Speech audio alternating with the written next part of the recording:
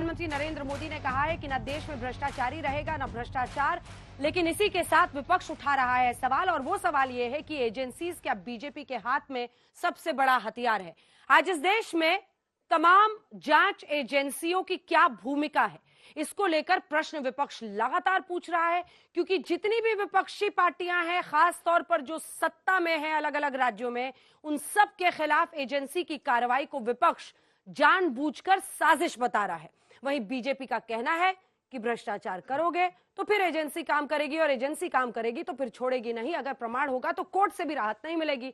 आप आम आदमी पार्टी दिल्ली से शुरुआत कीजिए, जिसमें आप देख रहे हैं सत्येंद्र जैन हो, मनीष सिसोदिया हो या फिर संजय सिंह हो, राहत कोर्ट से नहीं मिल रही है। अब हेमंत सोरेन का मामला है, जहां पर ईडी की तरफ से वो कार्रवाई होने पर गए सुप्रीम कोर्ट ने कहा कि नहीं, आप हाई कोर्ट पहले जाइए। ऐसे ही तमाम अलग अलग राज्यों में जिस तरह की कार्रवाई हो रही है, इससे पहले बिहार में आरजेडी पर भी कार्रवाई हुई है, खासतौर पर तेजस्वी यादव, लालू प्रसाद यादव, सबसे पूछताछ हुई है। सब कह रहे हैं जानबूझकर सरकार ये करा रही है। कितना भ्रष्टाचार, कितना सियासी हथियार, आज इसी पर चर्चा करेंगे। तालियों के साथ आप सभी का बहुत बहुत स्वागत हमारे साथ जुड़ने के लिए। आज हम लोग लाइव देखेंगे, पिछली बार तक मोदी सरकार पर बहुत हमलावर रहते थे, लेकिन नीतीश बाबू तो अब इधर से उधर चल गए, तो इनकी बोली भी उधर से इधर आ जाएगी। लेकिन इससे पहले कि हम चर्चा की शुरुआत करें, ये रिपोर्ट।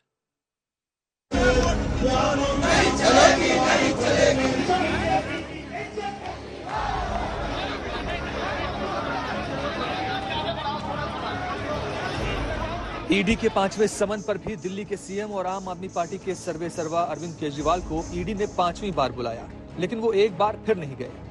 चंडीगढ़ मेयर चुनाव को लेकर बीजेपी के खिलाफ विरोध प्रदर्शन करते रहे। दूसरी ओर बीजेपी फिर सड़कों पर उतरी और दिल्ली सरकार पर भ्रष्टाचार के आरोप लगाती रही।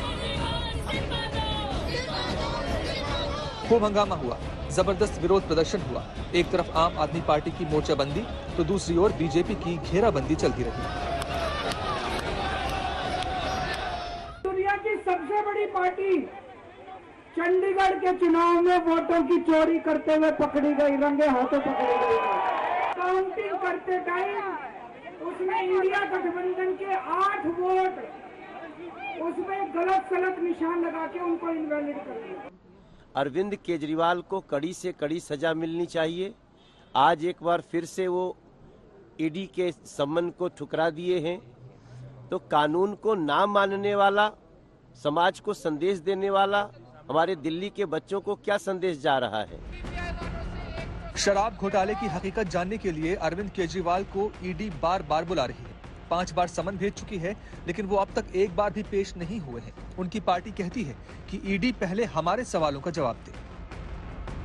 आप किस हैसियत से बुला रहे हैं? एक्यूज बना के बुला रहे हैं, गवाह के तौर पर बुला रहे हैं, आप मुख्यमंत्री के तौर पर बुला रहे हैं, संयोजक के तौर पर बुला रहे हैं। लगातार दिल्ली के मुख्यमंत्री अरविंद केजरीवाल जी ने सवाल ईडी से पूछा था, 5वीं नोटिस आ गई, लेकिन वो जवाब नहीं आया। तो ऐसा तो नहीं है ना कि ईडी कोई ऐसी विंग है जो सवाल के परे है। वहां ईडी जाने का ऐसा नहीं कि उनके सवाल का जवाब नहीं देना चाह रहे हैं, लेकिन आपको एक क्लैरिफाई करना पड़ेगा ना। तो जब तक ये क्लैरिफाई नहीं होगा तब तक नहीं जाएंगे। ये वही अरविंद केजरीवाल जी जो कल तक कहते थे अन्ना हजारे जी के आंदोलन में खड़े होकर कि पहले अपने को रिजाइन करना चाहिए, फिर सामने जाना चाहिए, लेकिन आज वो अपनी बातों से इसलिए बदले बदले दिख रहे हैं, सुर बदले बदले दिख रहे हैं, क्योंकि अब अपने पे बनाई है और सबूत सामने है, जेल जाने की बारी है, इसीलिए आज वो मुख बदले बदले दिख रहे हैं। उधर झारखंड के सीएम रहे हेमंत सोरेन को लेकर लगातार नए खुलासे हो रहे हैं।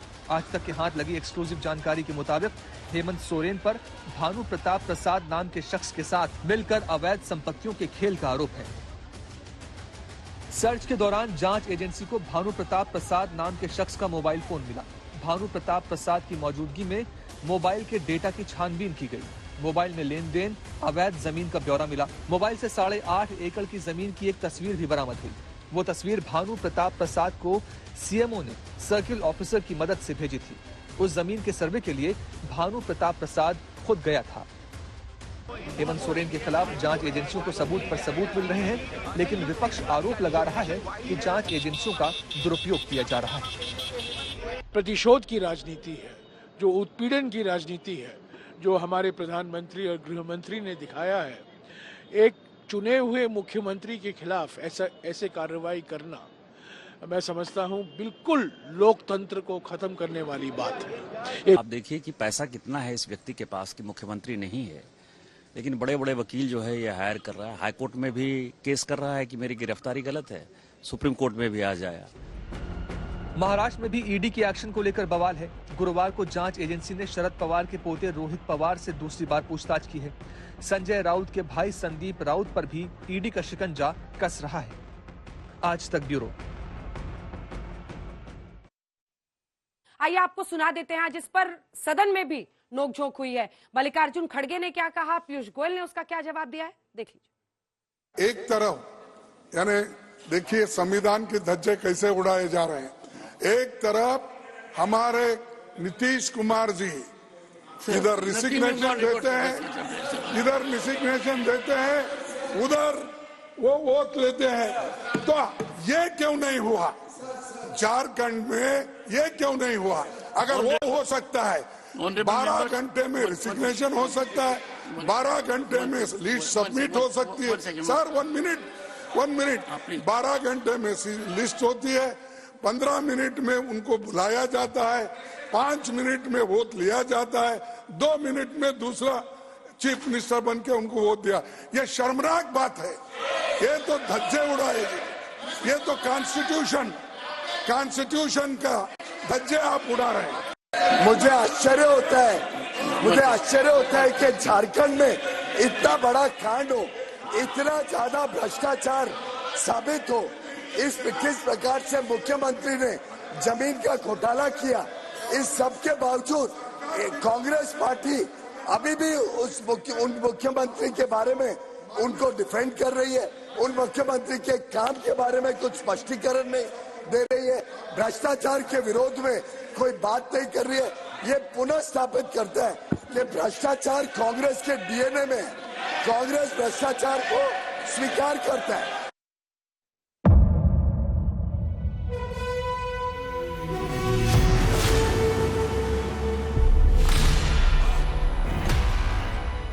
मुद्दों का मैदान, तर्कों पर घमासान। क्या बताना चाहते हैं इस देश को? किससे किसकी ठनी, किसने दी किसे पटखनी, क्या सच है जिसको छिपाने की कोशिश। खबरों की दुनिया का सबसे बड़ा अखाड़ा दंगल देखे मेरे यानी चित्रा त्रिपाठी के साथ रोज शाम 5 बजे सिर्फ आज तक पर। ना पक्ष ना विपक्ष, ना लेफ्ट ना राइट, ना मिर्च ना मसाला, खबरों का बोलबाला, निडर निर्भीक सबसे सटीक स्पेशल रिपोर्ट सिर्फ आज तक पर।